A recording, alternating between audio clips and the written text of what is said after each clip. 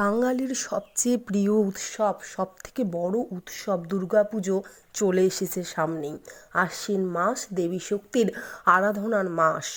এবছর বাঙালিদের জন্য খুব দারুণ হতে চলেছে, কারণ এবার 3বার হতে চলেছে দুর্গাপুজো। 2024 সালের বাংলার 1431 বঙ্গাব্দে শ্রী শ্রী শারদীয়া দুর্গাপূজা। মা দুর্গার আগমন ও গমন কিসে হবে ও তার ফল কি হতে চলেছে, মা দুর্গার কটি বাহন রয়েছে তার আগমন ও গমনের জন্য, বা কোন বারে কোন বাহনে এলে কি ফল লাভ হয়, তাই নিয়ে আজকের রূপা ক্রিয়েশনসের নতুন ভিডিও। আজ পুরো ভিডিওটি শুনুন। শোনার পর অবশ্যই মা দুর্গাকে স্মরণ করে জয় মা দুর্গা কমেন্টস লিখে একটি লাইক করে কাছের বন্ধুদের অবশ্যই রূপা ক্রিয়েশনস চ্যানেলটি শেয়ার করে দিবেন। এবছর 1431 বঙ্গাব্দে 3বার কিভাবে হতে চলেছে দুর্গাপুজো, সেটাও আজকের ভিডিওতেই আমি বলবো। সিংহবাহিনী মা দুর্গা সাধারণত গজ, ঘটক, নৌকা এবং দোলা এই 4 প্রকার বাহনেই আগমন ও গমন করেন। দেবীর আগমন ও গমন নির্ভরশীল প্রকৃতির ওপর। অন্যভাবে বলা যায় যে দেবীর আগমন ও গমনের ওপর প্রকৃতির পরিবর্তন নির্ভর করে।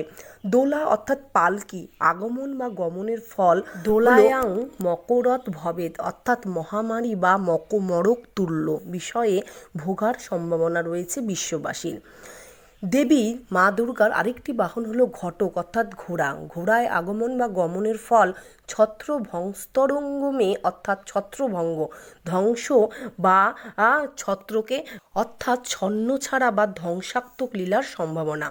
আরেকটি বাহন হলো নৌকা। নৌকার অর্থ বোঝায় বন্যা বা জলমগ্ন সম্পর্কিত বিষয়, তবে নৌকায় আগমন বা গমনের ফলস্বরূপ এও বোঝানো হয় যে শস্যপূর্ণ বসুন্ধরা, কারণ বন্যা বা জলমগ্ন হলে পলিপূর্ণ ভূমিতে ফসলের ফলন বৃদ্ধির সম্ভাবনা নৌকাতে আগমন হলে। তাই নৌকাতে আগমন হলে দেবীর অনেক সময় শুভও বলা হয়ে থাকে, আবার অনেক সময় অশুভও বলা হয়ে থাকে। দুর্গার আরেকটি বাহন হলো গজ অর্থাৎ হস্তি বা হাতি। হস্তি বা হাতি দ্বারা সমৃদ্ধি বা শুভ নির্দেশ করে। ফল গজে এই জলদা দেবী শস্যপূর্ণা বসুন্ধরা অর্থাৎ মায়ের আগমন গজে হলে সব থেকে শুভ ও সমৃদ্ধিপূর্ণ বলা হয়ে থাকে। দেবী দুর্গার আগমন ও গমন নির্ভর করে সপ্তমী ও দশমী তিথি কোন বারে পড়ে তার উপর। যেমন সপ্তমী এবং দশমী তিথি যদি রবিবার পড়ে ও সোমবার পড়ে, তাহলে মায়ের আগমন ও গমন নির্দেশ করে গজে হওয়া। গজ হচ্ছে শুভ, এটিকে শুভ বলে মনে করা হয়। সপ্তমী এবং দশমী তিথি যদি মঙ্গলবার এবং শনিবার পড়ে, তাহলে হয় দেবীর আগমন ঘটকে বা ঘোড়ায় নির্দেশ করে, এটিও কিন্তু শুভ নয়। ঘোড়ায় আগমন হলে শুভ নয়। সপ্তমী ও দশমী তিথি যদি বুধবার হয়, তাহলে মায়ের আগমন বা গমন নৌকায় হয়। নৌকার ফল অনেক সময় শুভ বলে মনে করা হয়, আবার অনেক সময় অশুভ বলেও মনে করা হয়। সপ্তমী তিথি এবং দশমী তিথি যদি বৃহস্পতিবার এবং শুক্রবার হলে দোলায় আগমন হয়। দোলায় আগমন বা গমন নির্দেশ করে দোলার ফল কিন্তু শুভ নয়। মা দুর্গার আগমন ও গমন যদি একই বাহনে হয়, তাহলেও সেটা শুভ নয়। 2024 সালে বাংলার 1431 বঙ্গাব্দে শ্রী শ্রী শারদীয়া দুর্গাপূজার আগমন হবে দোলায়, ফল হলো মরক, এবং মা দুর্গার গমন হবে ঘটকে, ফল হবে ছত্রভঙ্গ। 2024 সালে শারদীয়া দুর্গাপূজার পূর্ণাঙ্গ সময়সূচি এবার আমি বলবো। এবার 2024 সালে মহালয়া থেকে দশমী তিথি পর্যন্ত বাংলা ও ইংরাজি তারিখ হলো 2024 সালে 1431 বঙ্গাব্দে মহালয়া পড়েছে 2রা অক্টোবর 2024, বাংলার 15ই আশ্বিন বুধবার।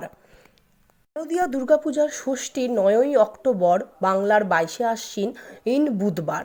মহাসপ্তমী পড়েছে 10ই অক্টোবর 2024, 23শে আশ্বিন বৃহস্পতিবার। মহা অষ্টমী পড়েছে 11ই অক্টোবর আর 24শে আশ্বিন শুক্রবার। এবার কিন্তু মহানবমী ও দশমী একই দিনে পড়েছে, অর্থাৎ 12ই অক্টোবর, বাংলার 29শে আশ্বিন শনিবার। এবার বলবো পঞ্জিকা মতে বাঙালির সবচেয়ে বড় উৎসব এই দুর্গাপুজো পড়েছে কিন্তু এবার 1431 বঙ্গাব্দে 3 বার। কারণ কি, এই 1430 বঙ্গাব্দে যেহেতু মল মাস ছিল, তাই বাসন্তী পুজো 1 মাস পিছিয়ে কিন্তু 1431 বঙ্গাব্দে পড়েছে।